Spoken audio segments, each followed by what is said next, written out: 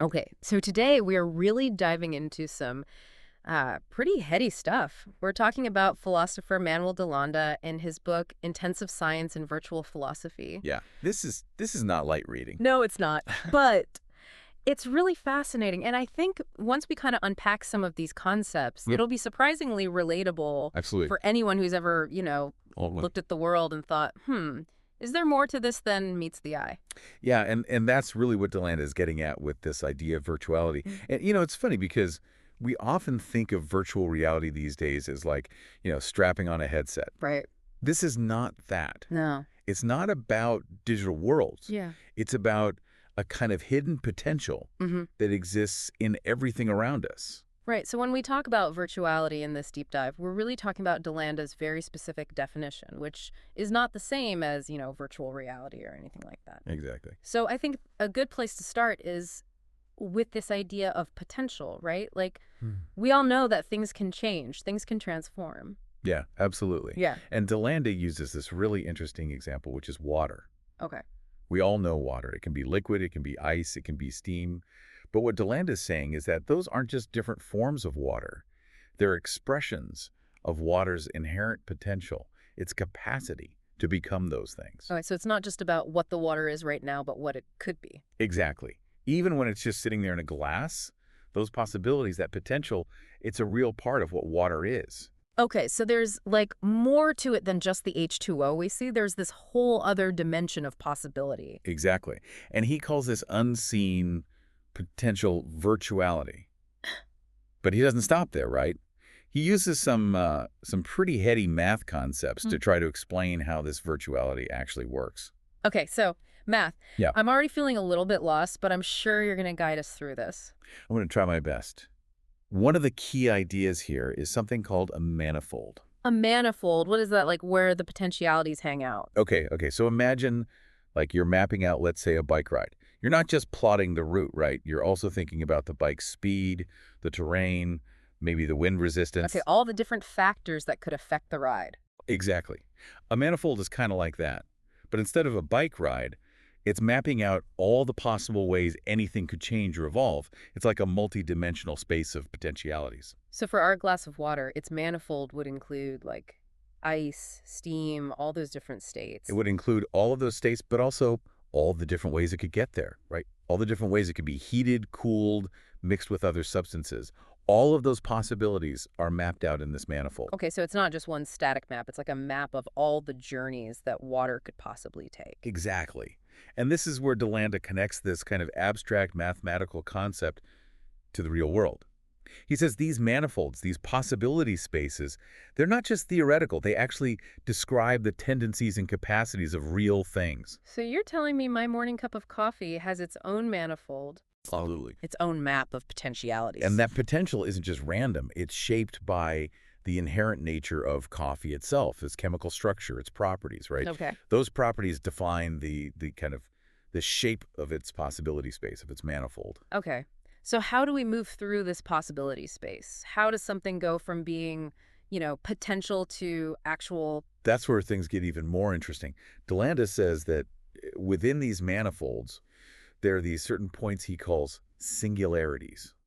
And these singularities act like attractors, kind of influencing how those possibilities actually play out in the real world. Singularities. Are we talking black holes now? Think of them less like black holes and more like maybe points of stability within a sea of possibilities. They're not destinations, but they influence the paths that things take. So, you could imagine like a smooth, perfectly round egg, right? That's like pure potential. There's no fixed structure there. Right. It could be anything. But as it develops, as it changes, it becomes a chicken with very specific features. Yeah. Right? It goes from this smooth potential to something very specific and structured.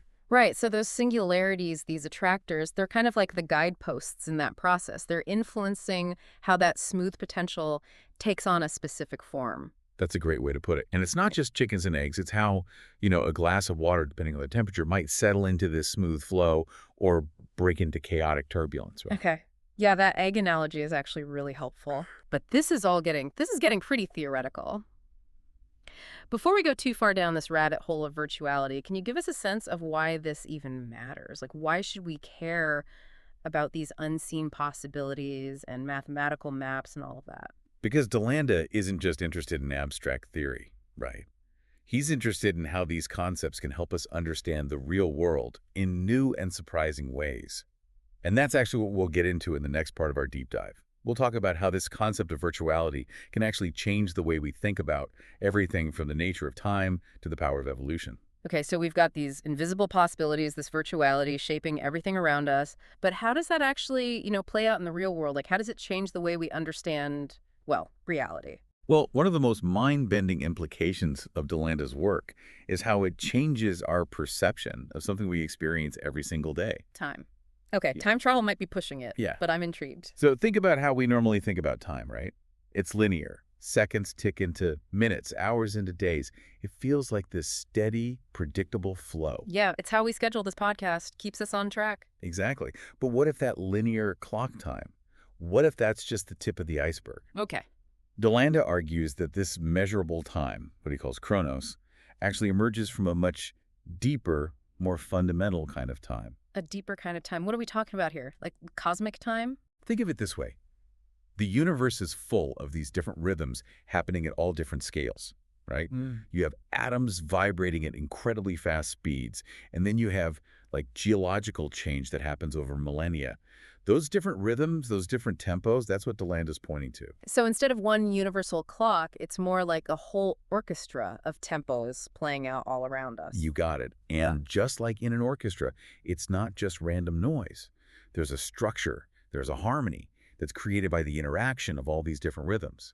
And DeLanda says that those interactions, those moments where one rhythm gives way to another, those click moments, they're not arbitrary. They're influenced by those virtual singularities that we talked about earlier. Okay, hold on. Let's bring it back to our trusty glass of water. How does this deeper kind of time, how does it play out there? So imagine you're slowly heating up that water on the stove, right? At first, it's just sitting there, nice and calm. That's one rhythm. But then as it heats up, it starts to simmer. You get these little bubbles. The movement changes completely. A new rhythm emerges.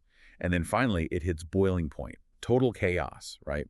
Each of those transitions, those shifts in rhythm, those are like crossing thresholds in that water's possibility space, and it's manifold. So those virtual singularities, those attractors, they're kind of like the conductor of the orchestra, right? Yeah. They're shaping the overall flow of time, or at least how those changes unfold. Yeah, that's a great way to think about it. And this applies to way more than just water, right?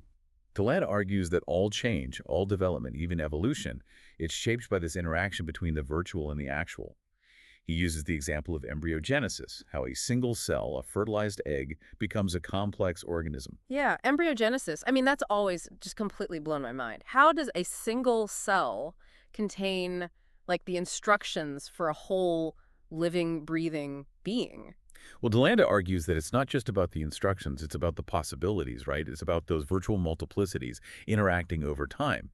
He says that even tiny, tiny changes in timing during an embryo's development can lead to huge differences in the final organism. So timing is everything. Timing is everything. It's not just about the genes themselves. It's about when and how they're expressed, how those possibilities unfold in time. And DeLanda believes that this interplay between virtuality and time, this is actually what allows for novelty, for the emergence of something truly new in the world. Okay, so we've got this virtual symphony of time playing out, shaping everything around us. But where does that leave us? Like, what does it mean to see the world this way? I think it means realizing that the world is far more dynamic, far more open to change than we tend to think. It means understanding that the future isn't predetermined, that it emerges from this constant interplay between what is and what could be. And that's a pretty empowering thought, I think. All right, so we've been through the looking glass into this world of virtuality with DeLanda, these unseen possibilities shaping everything from like a cup of coffee to the flow of time. It's a lot to take in, but it kind of makes you wonder, like, if reality is this dynamic, this open to change, does that mean that anything is possible? Well, that's a big question, right? And I think it's one that DeLanda definitely grapples with. And this is where it gets to, I think, the heart of how this idea of virtuality can actually be really empowering. You see, we often think about cause and effect in a very linear way. Like if you bake a cake a certain way, you're going to get a certain result. Right. You follow the recipe, you know what to expect. Exactly. But the world, especially when you're talking about complex systems like, societies or ecosystems, it rarely works that way. Right. Think about the river example again. Gravity is the obvious force, right? It's pulling the water downhill. Hmm. But the river's path, the way it carves through the landscape, that's not just about gravity. It's about the terrain, the rocks, the erosion patterns that have developed over time. So those factors are all kind of shaping the possibilities of the river's flow. Exactly.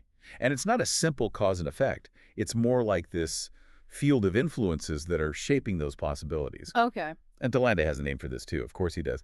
He calls it quasi-causality. Quasi-causality. Yeah. So those virtual singularities, those attractors that we've been talking about, they're not just these passive points in a possibility space. Yeah. They actually exert a kind of pull, an influence on how those possibilities play out in the real world. Okay, I'm seeing how that works with the river, but how does this quasi-causality play out, say, in our own lives? Well, think about something like, let's say, learning a new skill, like learning to play an instrument. Yeah. There's a whole set of possibilities when you first pick up that guitar, Mm. right? You could become a rock star, you could become a classical musician, or maybe you just end up strumming the same three chords over and over again. Hopefully more than three chords. Right. But the point is those possibilities aren't all equal, Yeah. right? The path you end up taking is shaped by all sorts of things, your natural inclinations, the teachers you encounter, even just the music you happen to hear. Those are like those quasi-causal influences, right? They're shaping your journey through that possibility space. So it's like those virtual singularities, they're always there, but we have some agency in kind of like navigating them. That's the exciting part, right?